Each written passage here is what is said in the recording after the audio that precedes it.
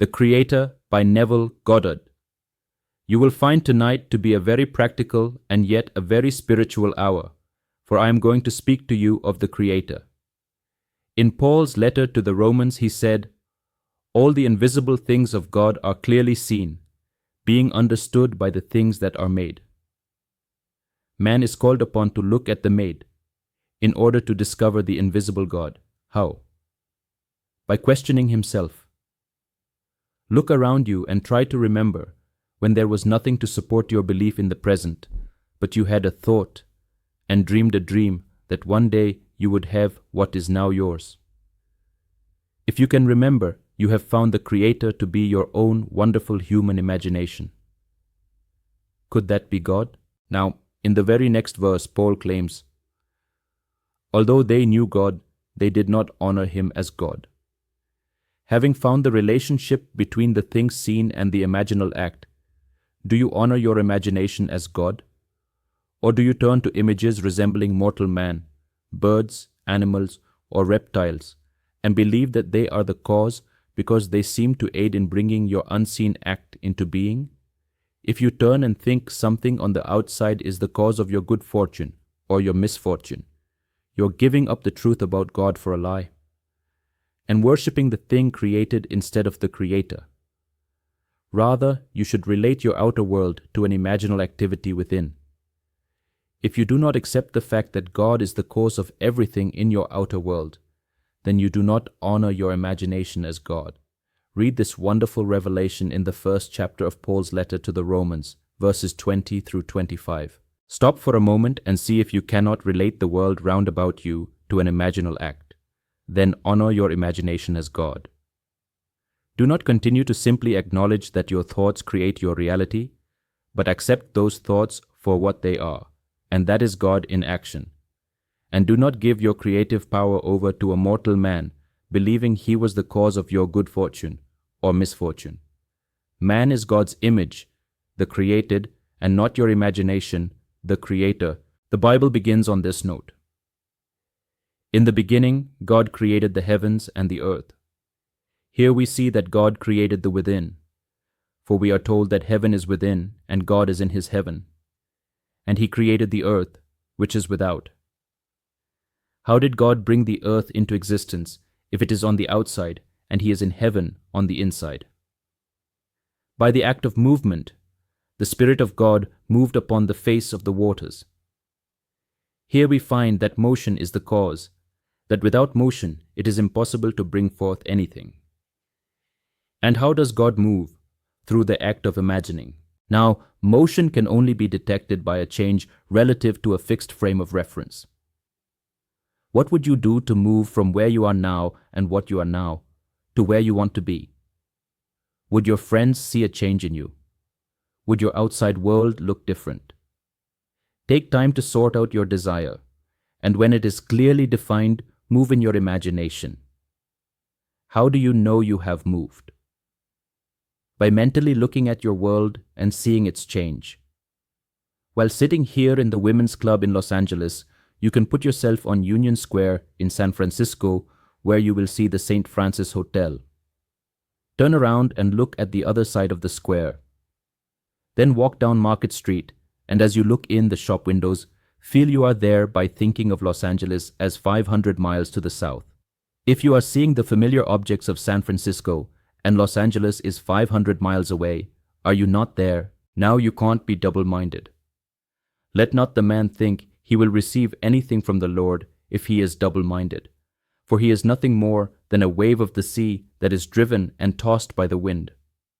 If my desire is to be in San Francisco, I must sleep this night as though I were already there. And as I am falling off to sleep, I must think of the place which I formerly knew to be my home, which is Los Angeles, as 500 miles to the south of me. That is a motion, and without motion, it is impossible to bring anything forward into this world. This is true of everything, for in the beginning, God created the inner and the outer. Then he moved and creation began. Everything is within you and can be brought into being by this simple technique. Desiring to visit my family in Barbados, I slept in New York City as though I were in Barbados and thought of New York City as 2,000 miles to the north. Then I received a letter from my brother justifying the trip and enclosing a draft to cover my personal expenses. I had not written my brother to ask him for this money, but while I was physically sleeping in New York City and imagining myself in Barbados, my brother had the impulse to write and give me reasons why I should come home. I hadn't been there in 12 years, and the family needed me to complete the link. He justified his letter, justified the draft, and justified the expenses he would incur, while I, without a nickel, simply imagined I was already in Barbados. I knew exactly what I had done, and I believe that all things are made by God, and without him is not a thing made that is made. So I have found God to be my human imagination. Now, am I going to fall into the trap and not honor him as God, but turn to an image resembling a human being and say he was the cause of my trip? Am I going to give credit to my brother who sent me the draft and notified the steamship company to issue me a ticket? Or am I going to remember the God that I discovered? This is what Paul is asking everyone who reads his letter. Having found God, are you going to honor him as God? Or are you going to exchange the truth about God for a lie? Nothing has ever happened to you that you did not set in motion in your imagination. I tell you, you can be anything you want to be, but when you voice your request, your desire must be genuine. You must so want it that you are willing to remain faithful to your change in position. You cannot assume you have your desire for one little moment and then return to your former state. For if you do, you are a double-minded man and will not receive anything from the Lord, as told us in the book of James. If you want to be successful in business, you can. I don't care how many creditors you owe or what the bank says you have. If you assume success and persist in that assumption, you cannot fail. This is the law by which everyone lives. Take my message to heart. The God spoken of in Scripture is seated right here. He is in everyone as their wonderful human imagination. When you say, I am, that's God. If, right now, you are assuming that you are other than what reason says you are, and I ask you, who is imagining? You would say, I am. At that very moment, you have spoken God's name, and all things are possible to God. So without the consent of anyone, you can move from where you are to where you would like to be by a simple change of attitude. But your move must be fixed so that when you wake or sleep, you remain in that attitude. For the state to which your thoughts constantly return constitutes your dwelling place. And your world is forever externalizing your dwelling place. Now all the invisible things of him from the creation of the world are clearly seen by the things that are made. So when they come into your world, you can recognize your own harvest.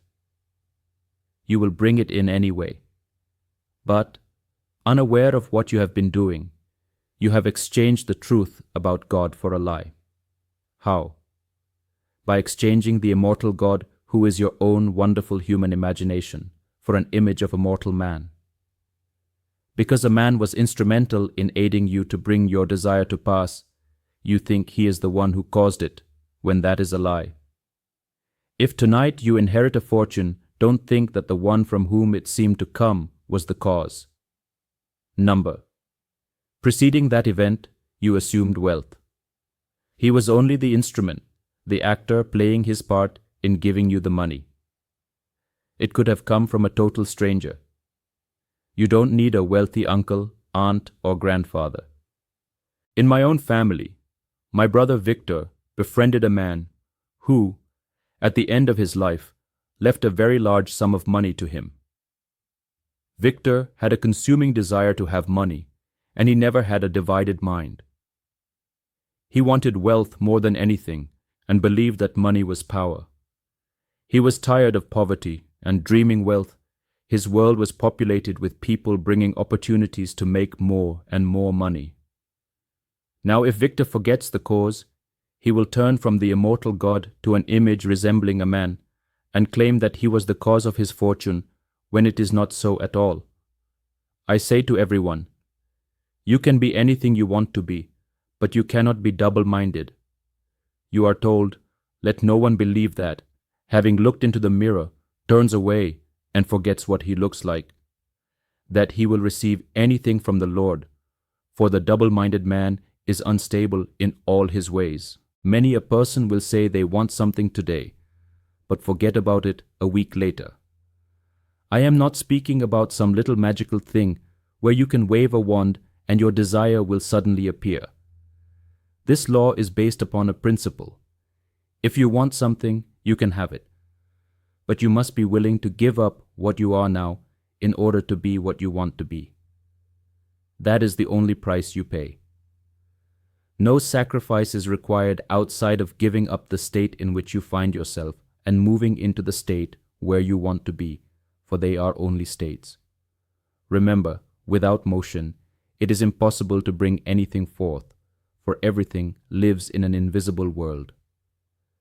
Do you know someone who would congratulate you if they heard good news about you? Bring them into your mind and allow them to congratulate you. Now, the power of any imaginal act is in its implication. If he is congratulating you on your good fortune, then you must have already received it. So accept his congratulation as a fact. Do that, and you have subjectively appropriated your objective hope. Hoping that one day he will know of your good fortune and congratulate you, you have gone ahead in time, entered the state, and allowed him to congratulate you. Now go about your business, and when you think of him, let him know in your imagination that he knows of your good fortune and that the day will come when it will be externalized. And when it does, and he will know of it, he will congratulate you on your good fortune on the outside, just as he did first on the inside. In the book of Romans, the 4th chapter, the 17th verse, Paul tells us, God calls things that are not seen as though they were seen, and the unseen becomes seen. How does he do it? By the act of movement. I move, and that which was invisible becomes visible. I see you now, but you have told me your desire. It is invisible, but by the act of movement I can see your face radiantly happy, because your desire has now taken on life and substance. I have moved, and in so doing I see you differently. Now, if I move from that I am into what I would like to be, you will still be my friend. So in my imagination I let you see me as you would have to see me if things were as I want them to be. And there I remain. I can't be double-minded and let you see me in my former state, but must persist in my new state until it becomes natural and outpictures itself in my world. This is true of everything you do. I don't care what it is. If you want to be known, you will be, regardless of the fact that you start your assumption with nothing to support your claim. Simply dare to assume that you are, for your assumptions, although denied by your senses, if persisted in, will become externalized facts in your life. A friend recently told me that he started his little restaurant in Oahu with only $180 in the bank and many debtors. This was just a few years ago. Tonight, the estimated value of his business is over $100,000, and he is contemplating expanding into San Francisco. I know this gentleman well. Born and raised an ardent Catholic, in his mind he is still a Christian, but he does not follow Catholicism anymore. When he heard my words, he believed them, applied them, and things worked. Then he forgot and remembered again and forgot again. Now he is remembering, and I hope this time that the memory is permanent. He started his business in a very small manner, maintaining his conviction that it was a success, and things happened to make it so. But they were not the cause. His success was caused by his imagination. When things were beginning to go slow, he would remember the law. He remembered that the negative things which were happening were caused by his thoughts, so he changed them, and now has this wonderful opportunity for expansion. I say everything is possible to anyone who knows who he is. The average person does not know God, for if he did, he would honor his imagination as God. Those who know God have discovered that when they imagine a state, something happens and it takes form in their world. You might have read in yesterday's paper about this young lady who had watched television, read the papers, and listened intently to the radio tell of the many murders which were taking place around her, and she became frightened. For 2 months she slept with a knife under her pillow, resolving to use it if necessary. Then one night she heard a sound coming from the kitchen. She saw a shadow and felt a knife at her throat. A tall blond man, about 6 feet 2 inches, with hair to his shoulders and was about 190 pounds, said, "Take off your pajamas." As she got out of bed, all of the thoughts she had imagined came into her mind. She reached under her pillow, grabbed the knife and began to stab him all over his back until he ran for his life. Everything she had imagined came to pass. She may not relate it, but not a thing happens by accident. This is a world of law. The most horrible events must be imagined first. This is also true for the most beautiful things, as everything is first imagined, be it good, bad, or indifferent. Paul tells you that God is found by seeing the phenomena. All of the invisible things of Him are clearly seen from the beginning of time. How? By the things that are made. The lady made her scene. Could that be God? Yes. Did God not say, "I kill, I make alive, I wound, I heal. I do all things, and none can deliver out of my hands"? This is not a being on the outside speaking, but the imagination who is the Lord, and there is no other God. Don't you say, "I am"? That's He. So now that you have found God, honor Him as God. When what you have imagined happens, honor your imagination as God. At the present time, you may think of God as someone up in the sky, but not in your imagination. You know you are capable of unlovely acts, but cannot believe God could do such a thing. Yet I say God, your imagination, is capable of killing, making alive, wounding, and healing. Ask the lady who was stabbing the man, and she would answer, "I am." That's His name. And who held the knife to her throat? Would not the man reply, "I am"? He had to imagine that too, for the drama took place with a knife, not a gun. The man had to imagine what the consequences would be if he was not successful. And so the drama, which took place in the world, was caused by God within man. And there is only one God. If you have a genuine desire, voice it, then move mentally. You can move on the outside many times and not change. You must move within and view the world from already being the person you want to be. If you do, you have moved from where you were to your desire's fulfillment. The motion is mental, all in your imagination. Now, if the desire is genuine, regardless of what the world will do, remain in that state and you will bring it into visibility. It is impossible, however, without motion, to bring anything from an invisible state into an outer, visible one. Everyone can do it because everyone has an imagination which is God, and without Him not a thing is created, and whatever is created is done by God, whether it be good, indifferent, or evil. Take me at my word. I have introduced you to the Creator of your life. Now that you know Him, don't be like the Romans Paul spoke of, who knew God, yet did not honor Him as God, but exchanged the immortal God for an image resembling Him, and the true knowledge of God for a lie therein, serving the creature rather than the Creator, who is the imagination. If you will but control what you are imagining, not a thing is impossible to you. And you will discover that when you find God, your values change. You will no longer worship things, rather you will worship God, the Creator of the things. It is so thrilling to imagine something for a friend and watch it come into being. Then to give thanks to the one who did it within you. When you thank God, you worship God and serve God. When your friend gives you the good news that he has what you had imagined for him, thank him for telling you. But your real thanks will go to God, for having found Him, you now honor Him, knowing He will never let you down. You don't have to burst a blood vessel when you imagine. Just let it be so. Knowing your request is genuine, imagine it as already accomplished, and then trust Him implicitly.